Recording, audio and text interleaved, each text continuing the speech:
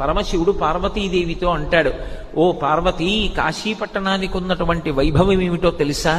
పాపములకు ఎదుర్చుక్క కాశీ, ఉపపాతములకు విషము కాశీ, కళ్యాణముల కాటపట్టు కాశీ, ముక్తికి పుట్టినిల్లు కాశీ. కాశీపట్టణం లోపలికి వెడుతుంటేనే రోమకూపములను ఆశ్రయించి ఉన్నటువంటి పాపరాశి పక్షి రూపంలో ఎగిరిపోయి చెట్లని పట్టుకుని ఉంటాయి.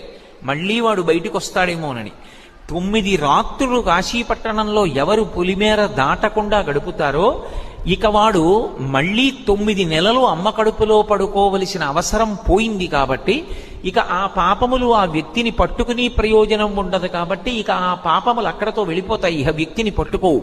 అందుకే కాశీపట్టణంలోకి ప్రవేశించాలంటే కాలభైరవుని యొక్క అనుమతి ఉండాలి. అటువంటి వైభవం కలిగినటువంటి కాశీపట్టణం పాపములకు ఎదుర్చుక్క కాశీ.